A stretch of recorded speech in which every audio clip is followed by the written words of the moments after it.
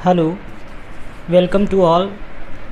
जैसा कि हम लोग हिस्ट्री के अंतर्गत पढ़ रहे थे हड़प्पा सभ्यता, और ये स्पेशल क्लासेस आपको दी जा रही हैं यूपी SSC PET का जो एग्ज़ाम होने वाला है उसी के सिलेबस के आधार पर इंडियन हिस्ट्री पढ़ना हम लोगों ने प्रारंभ किया था। और हम लोगों ने सिंधु घाटी सभ्यता की बात करना प्रारंभ किया था, और सिंधु घाटी सभ्यता में काफ़ी चीज़ें हम पढ़ चुके हैं।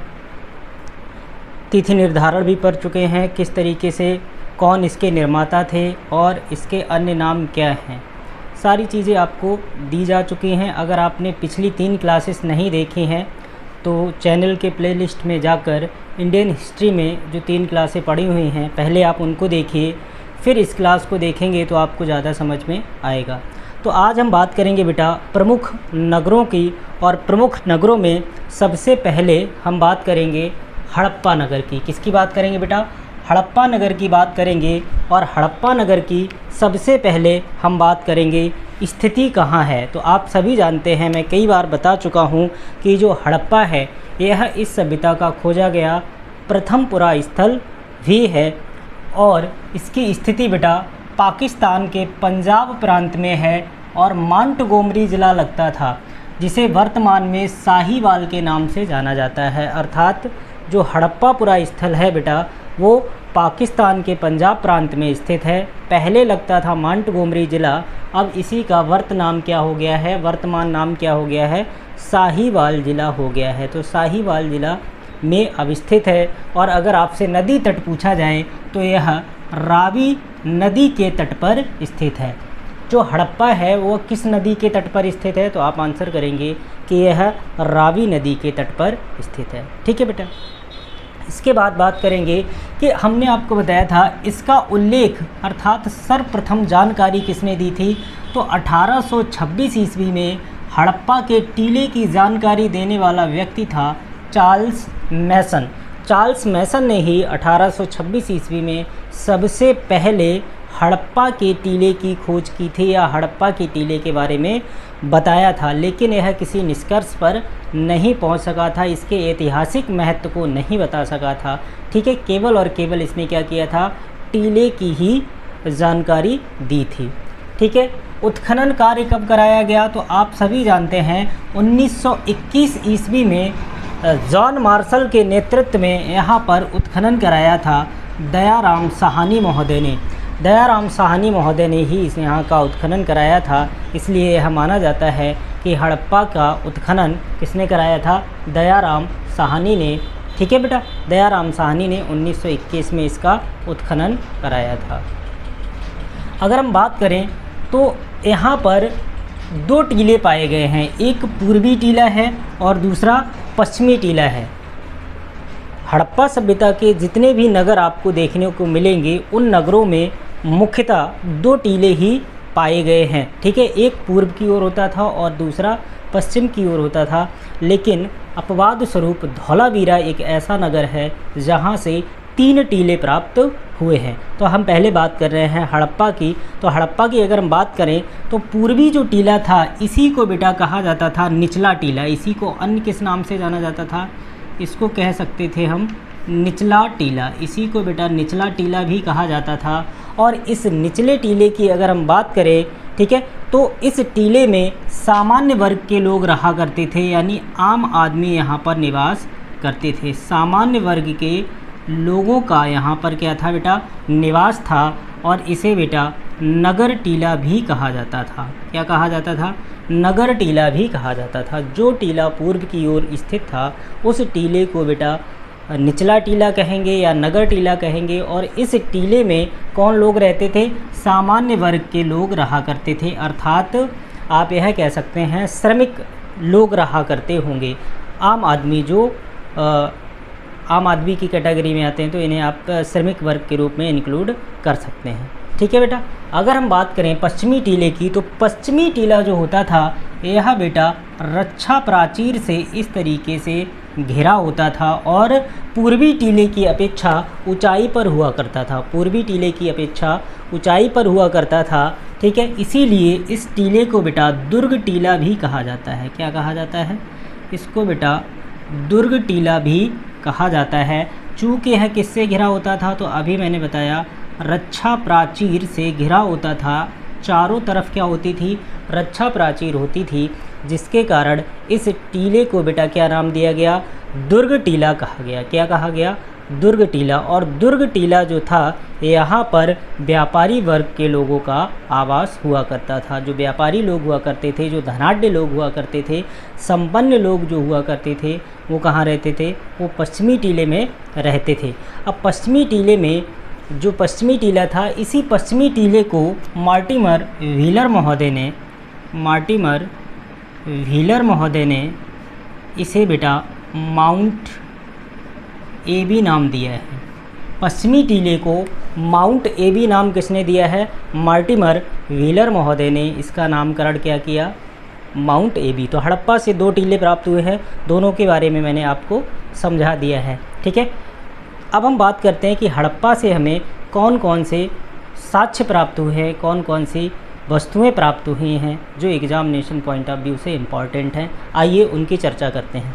तो सबसे पहले हम बात करेंगे, यहाँ से बेटा एक अन्नागार प्राप्त हुआ है जो 6-6 की कमरों वाले 2 पंक्तियों में बना है। अर्थात यहाँ पर टोटल कितने कक्ष हैं, 12 कक्ष हैं। और 12 कक्ष जो हैं बेटा वो कैसे बने हैं, 6-6 की पंक्तियों में बने हैं। अर्थात 6 कक्ष इधर हो गए, 1 2 3 4 5 और 6, और 6 इस तरफ हो गए, 1 2 3 4 5 6। तो इस तरीके का हमें क्या देखने को मिला है बेटा, इस तरीके का हमें ग्रेरनी हाउस देखने को मिला है, अर्थात अन्नागार देखने को मिला है। और संभवतः यह अन्नागार हड़प्पा नगर का सबसे बड़ा इमारत रहा होगा। हड़प्पा नगर की सबसे बड़ी इमारत की अगर हम बात करें तो कौन सा होगा बेटा, यही अन्नागार रहा होगा, जो 6-6 कक्ष की 2 पंक्तियों में आपको प्राप्त हुआ है इस तरीके से। इसके साथ ही साथ बेटा यहाँ से एक कब्रिस्तान प्राप्त हुआ है, और उस कब्रिस्तान का बेटा नाम क्या है, समाधि 37 या R37 कहा गया है। क्योंकि यहाँ से जो समाधियाँ मिली हैं वो बेटा आर आकृति की मिली हैं, आर आकृति में इनको दफनाया गया होगा, तो इसलिए इसका नाम क्या रख दिया गया बेटा, समाधि 37।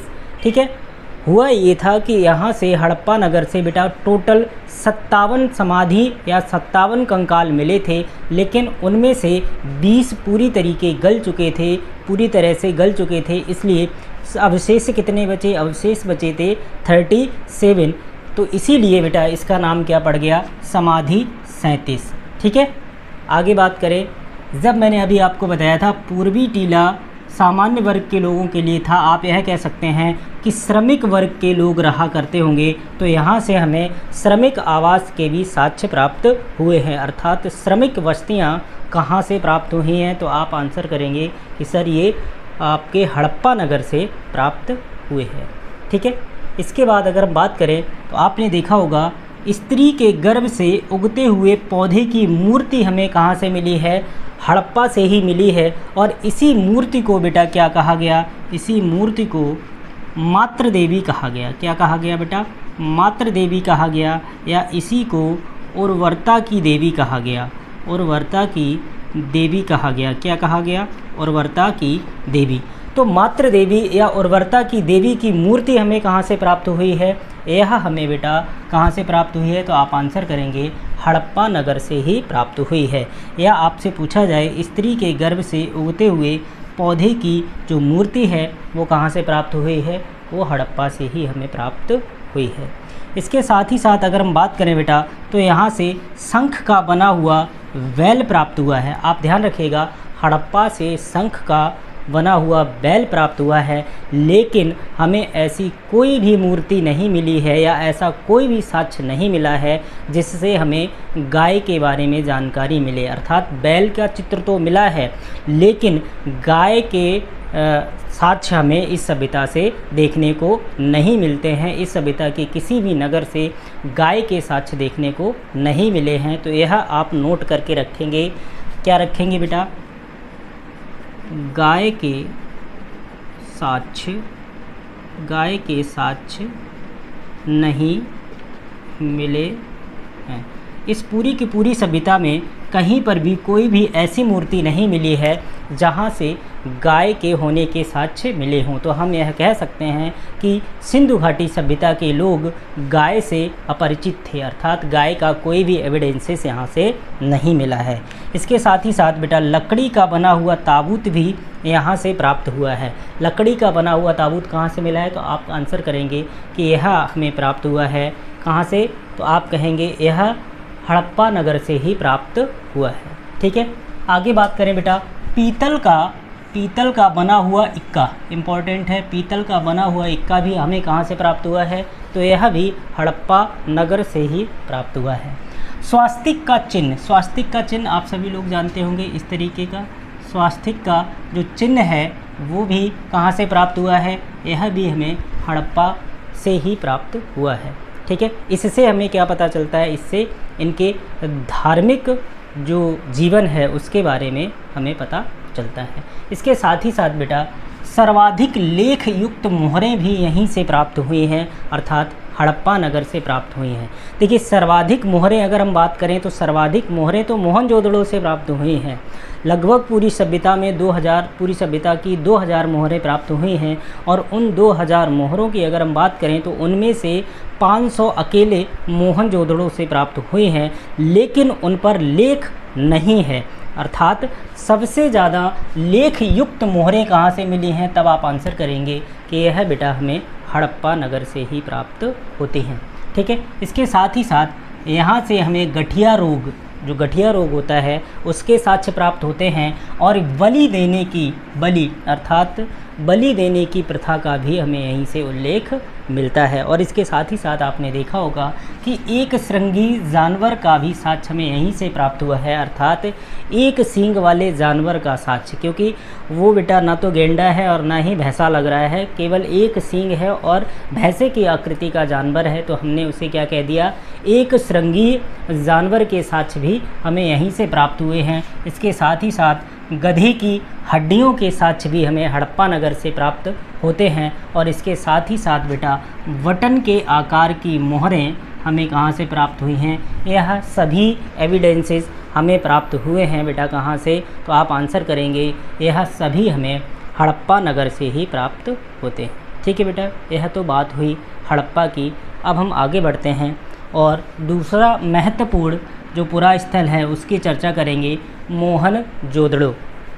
तो आप सभी जानते हैं कि यह पाकिस्तान के सिंध प्रांत में स्थित है, और सिंध प्रांत में भी लरकाना डिस्ट्रिक्ट के अंतर्गत स्थित है, और सिंधु नदी के तट पर स्थित है। अगर हम अवस्थिति की बात करें तो अवस्थिति बेटा इसकी कहाँ है, पाकिस्तान के सिंध प्रांत के लरकाना ज़िले में सिंधु नदी के तट पर यह मोहनजोदड़ो स्थित है। ठीक है, तो यह एक सिंधी शब्द है, और सिंधी भाषा में मोहनजोदड़ो का अर्थ होता है मृतकों का टीला। इसी को बेटा आप कह सकते हैं भूतों का टीला, या इसी को कहा जाता है प्रेतों का टीला। आप क्या कह सकते हैं, भूतों का टीला, प्रेतों का टीला या मृतकों का टीला। ठीक है बेटा, इसे अन्य उपनामों से भी जाना जाता है। मोहनजोदड़ो को ही नखलिस्तान कहा जाता है। क्या कहा जाता है, नखलिस्तान, या सिंध का बाग, गार्डन ऑफ सिंध के नाम से भी जाना जाता है। किसे बेटा, मोहनजोदड़ो को। अब हम बात करते हैं इसके उत्खनन की। तो उत्खनन की बात करेंगे तो आप सभी जानते हैं कि 1922 ईस्वी में राखाल दास बनर्जी द्वारा मोहनजोदड़ो का उत्खनन करके इसे खोज निकाला गया था 1922 ईस्वी में, और इनका भी नेतृत्व कौन कर रहा था, जॉन मार्शल के द्वारा नेतृत्व किया गया था। जबकि उत्खनन कार्य किसने संपन्न कराया था, तो राखाल दास बनर्जी की बात हम लोग करेंगे। अब बात करते हैं कि बेटा यहाँ से भी हमें 2 टीले ही प्राप्त हुए हैं, एक पूर्व की ओर और दूसरा पश्चिम की ओर। तो आप सभी जानते हैं कि जो पूर्वी टीला होगा, इस पूर्वी टीले को अभी मैंने बताया था क्या कहा जाएगा बेटा, इसे कहा जाएगा निचला टीला, या फिर आप कह सकते हैं नगर टीला। और नगर टीले में कौन रहेगा, तो आप कहेंगे सामान्य लोग जो रहते होंगे, साधारण लोग जो रहते होंगे, वो कहाँ निवास करते होंगे? तो आप आंसर करेंगे, यह बेटा आपके कहाँ निवास करते होंगे? यह निवास करते होंगे पूर्वी टीले में। ठीक है, पूर्वी टीले में। पश्चिमी टीले की बात करें तो पश्चिमी टीला यहाँ का भी बेटा कैसा होता था? दुर्गीकृत होता था, अर्थात यह भी रक्षा प्राचीर से घिरा हुआ होता था और इसी को बेटा क्या कहा जाता था? दुर्ग टीला कहा जाता था। क्या कहा जाता था? दुर्ग टीला कहा जाता है।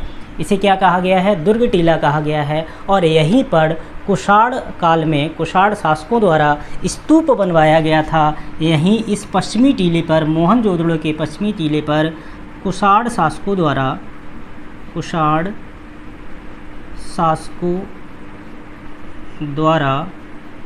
क्या बनवाया गया था बेटा? स्तूप बनवाया गया था। स्तूप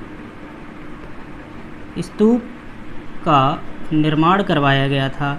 इसीलिए बेटा इसे स्तूप टीला भी कहा जाता है। इसी कारण इसे क्या कहा जाता है? तो आप कह सकते हैं इसे स्तूप टीला भी कहा जाता है। ठीक है बेटा, समझ में आया? स्तूप टीला भी कहा जाता है। और आप सभी जानते हैं कि यहाँ की मोहनजोदड़ो की अगर हम बात करें तो मोहनजोदड़ो से प्राप्त होने वाली सबसे बड़ी इमारत ही संभवतः कौन सी रही होगी? तो यह विशाल अन्नागार रहा होगा। ठीक है, विशाल अन्नागार इस नगर का सबसे बड़ा इमारत हुआ करता था। संभवतः यह ऐसा पॉसिबल है। ठीक है, आप इतना नोट करिए, फिर मैं इसको मिटाता हूँ और आगे करवाता हूँ। जल्दी से नोट करिए भाई, नोट कर लीजिए। तो हम लोग मोहनजोदड़ो के बारे में पढ़ रहे थे। ठीक है, जिसमें मैंने आपको बताया था कि मोहनजोदड़ो की सबसे बड़ी इमारत संभवतः कौन सी रही होगी? तो विशाल अन्नागार। ठीक है, यह यहाँ की सबसे बड़ी इमारत रही होगी। ठीक है, और अगर सबसे प्रसिद्ध इमारत की बात करें, ठीक है, फेमस की अगर हम बात करेंगे तो फेमस था बेटा विशाल स्नानागार, अर्थात ग्रेट बाथ। ठीक है, विशाल स्नानागार था। इसके साथ ही साथ बेटा हमें यहाँ से पुरोहित आवास के भी साक्ष्य मिले थे। ठीक है, पुरोहित आवास अर्थात जो पुजारी वर्ग के लोग हुआ करते थे, तो उनके आवास भी हमें कहाँ से प्राप्त हुए हैं? मोहनजोदड़ो से प्राप्त हुए हैं। और यहीं से बेटा हमें सभा भवन, जो भी मीटिंग्स हुआ करती थी, उन मीटिंग के जो भवन थे, सभा भवन के साक्ष्य भी हमें कहाँ से प्राप्त होते हैं? तो आप आंसर करेंगे बेटा, यह भी हमें मोहनजोदड़ो से ही प्राप्त हुए हैं। इसके साथ ही साथ बेटा यहाँ से हमें एक कांसे की बनी नर्तकी की मूर्ति भी मिली है। मोहनजोदड़ो से ही हमें कांसे की बनी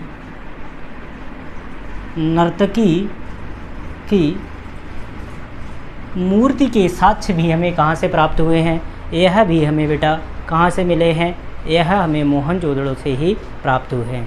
ठीक है, इसके साथ ही साथ अगर हम बात करें तो मोहनजोदड़ो से ही सबसे चौड़ी सड़क के साक्ष्य मिले हैं। इस सभ्यता की सबसे चौड़ी सड़क के साक्ष्य कहाँ से प्राप्त हुए हैं? तो आप आंसर करेंगे, यह भी मोहनजोदड़ो से ही प्राप्त हुए हैं। ठीक है बेटा, इसके साथ ही साथ गले हुए तांबे के ढेर, गले हुए तांबे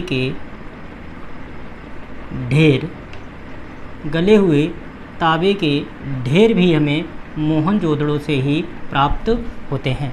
ठीक है, इसके साथ ही साथ बेटा अगर हम बात करें कपड़े की, तो यहाँ से सूती कपड़े के साक्ष्य भी प्राप्त हुए हैं। सूती कपड़े के साक्ष्य भी यहाँ से हमें मिले हैं। एविडेंसेस ऑफ आप कह सकते हैं कॉटन टेक्सटाइल, यह भी आपको मोहनजोदड़ो से ही देखने को मिलते हैं। ठीक है बेटा, इसके साथ ही साथ अगर हम बात करें तो यहीं से हमें घोड़े के दांत के साक्ष्य भी प्राप्त होते हैं। घोड़े के दांत के साक्ष्य भी हमें कहाँ से प्राप्त होते हैं? मोहनजोदड़ो से ही हमें प्राप्त होते हैं। इसके साथ ही साथ आपने यहाँ से देखा है कि यहाँ एक सेल खड़ी से निर्मित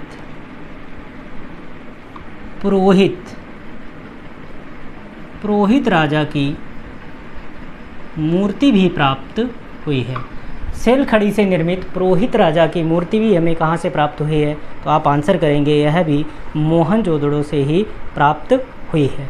इसके बाद अगर हम बात करें बेटा, तो मोहनजोदड़ो से हमें पशुपति की मूर्ति भी मिली है। पशुपति की मूर्ति भी मिली है और इन्हीं पशुपति को जॉन मार्शल ने, किसने बेटा?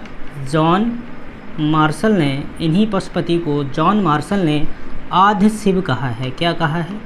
आधि शिव कहा है। तो आपसे सवाल पूछा जाता है कि पशुपतिनाथ को आधि शिव किसने कहा है? तो आप आंसर करेंगे जॉन मार्शल ने कहा है। ठीक है, तो जो पशुपतिनाथ की मूर्ति मिली है हमें, पशुपतिनाथ की जो मूर्ति मिली है, इस मूर्ति को देख के कैसा लगा था बेटा? इसके लेफ़्ट हैंड साइड में, अगर हम लेफ़्ट हैंड साइड की बात करें और राइट हैंड साइड की बात करें, अर्थात लेफ़्ट साइड ये हो गया, ठीक है, लेफ़्ट ये हो गया और राइट ये हो गया, ठीक है। लेफ़्ट और राइट की अगर हम बात करें तो लेफ़्ट साइड और राइट साइड की अगर बात करें तो लेफ़्ट हैंड साइड में क्या है बेटा? दो हमें पशु मिले हैं, एक है भैंसा और दूसरा है गेंडा। ठीक है, भैंसा और गेंडा,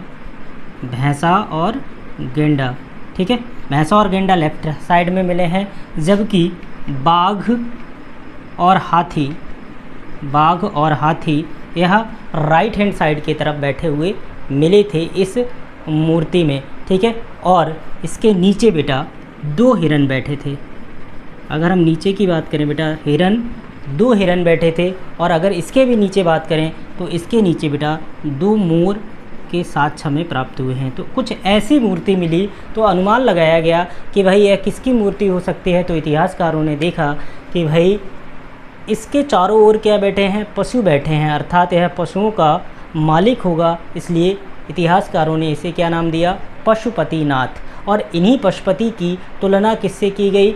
हमारे भगवान शिव से की गई, और जॉन मार्शल ने इसे क्या कहा बेटा? आधि शिव कह के पुकारा। तो अगर आपसे पूछ लिया जाए कि पशुपतिनाथ को आधि शिव कहने वाला इतिहासकार कौन था, तो वह थे जॉन मार्शल ने ही आधि शिव कहा है। ठीक है बेटा, इसके साथ ही साथ अगर हम बात करें तो मोहनजोदड़ो से मलेरिया रोग के साक्ष्य भी प्राप्त होते हैं। मलेरिया रोग के साक्ष्य हमें कहाँ से प्राप्त हुए हैं? तो आप आंसर करेंगे यह बेटा हमें प्राप्त हुए हैं मोहनजोदड़ो से। मलेरिया रोग के साक्ष्य कहाँ से प्राप्त हुए हैं? यह हमें प्राप्त हुए हैं मोहनजोदड़ो से, और यहीं से बेटा हमें महाविद्यालय भवन के भी साक्ष्य प्राप्त होते हैं। महाविद्यालय भवन के भी साक्ष्य प्राप्त होते हैं। ठीक है बेटा, इसके साथ ही साथ बेटा यहाँ से हमें नृत्य के देवता नटराज की मूर्ति भी मिली है। किसकी मूर्ति मिली है? नटराज की मूर्ति भी मिली है। नटराज की मूर्ति मिली है। ठीक है, नटराज की मूर्ति मिली है। और नृत्य के देवता कौन होते हैं? तो आप ये कहेंगे भगवान शिव। और भगवान शिव का जो नृत्य होता है वह कौन सा होता है? तो आप कहेंगे शिव तांडव। तो भारत का सबसे प्राचीन नृत्य कौन सा हुआ बेटा? इस हिसाब से सबसे प्राचीन नृत्य हुआ शिव तांडव। ठीक है बेटा, कौन सा हुआ? शिव तांडव। जैसा कि मैंने आपको बताया था कि सर्वाधिक मोहरें कहाँ से प्राप्त हुई हैं, तो सर्वाधिक मोहरें हमें यहीं से प्राप्त हुई हैं। ठीक है, चूँकि मैंने बताया था कि संपूर्ण हड़प्पा सभ्यता की अगर हम बात करें तो यहाँ से लगभग 2000 मोहरें प्राप्त होती हैं, और उन 2000 मोहरों में से 500 मोहरें अकेले अकेले कहाँ से प्राप्त हुई हैं? मोहनजोदड़ो से। अर्थात आप यह कह सकते हैं कि यहाँ से सर्वाधिक मोहरें प्राप्त हुई हैं। ठीक है बेटा, बात समझ में आई या नहीं आई? और यहाँ से प्राप्त एक एक मोहर पर, यहाँ से प्राप्त एक मोहर पर नाव का चित्र बना है। किसका चित्र मिला है बेटा? नाव का चित्र मिला है। ध्यान रखिएगा, नाव का चित्र कहाँ से प्राप्त हुआ है? मोहनजोदड़ो से। और मोहनजोदड़ो से ही इस सभ्यता की सबसे बड़ी ईंट का साक्ष्य भी यहीं से मिला है। सबसे बड़ी ईंट कहाँ से प्राप्त हुई है? मोहनजोदड़ो से। सबसे चौड़ी सड़क कहाँ से प्राप्त हुई है? मोहनजोदड़ो से। तो इस चीज़ को आप ध्यान रखेंगे। और अगर हम बात करें बेटा सवाधान की, यहाँ की अगर हम बात करें सवाधान की, तो मोहनजोदड़ो में क्या होता था बेटा? यहाँ पर दाह संस्कार किया जाता था। क्या किया जाता था? शवों को जला दिया जाता था, दाह संस्कार किया जाता था। ठीक है बेटा। तो यह दो प्रमुख नगर मैंने आपको बताए जो हड़प्पा सभ्यता से रिलेटेड थे। अगर इसी में आगे पढ़ाऊँगा तो बेटा वीडियो थोड़ा लंबा हो जाएगा, इसलिए इस क्लास को यहीं पे ख़त्म करते हैं। और अगली जो क्लास होगी उसमें बचे हुए जो प्रमुख नगर हैं उनकी चर्चा की जाएगी और उनसे कौन कौन से एविडेंसेस हमें प्राप्त होते हैं इसकी चर्चा करेंगे। ठीक है बेटा। तब तक के लिए आप पढ़ते रहिए और पिछले वीडियोज़ आप क्रम से देखिए। अगर किसी ने पहली क्लास नहीं देखी है तो आप चैनल के प्लेलिस्ट में जाइए, सबसे पहले वीडियो लेक्चर नंबर 1 देखिए, फिर 2 देखिए, फिर 3 देखिए, तब यह चौथा वीडियो आप देखेंगे तो आपको पूरी तरीके से हड़प्पा सभ्यता समझ में आ जाएगी बेटा।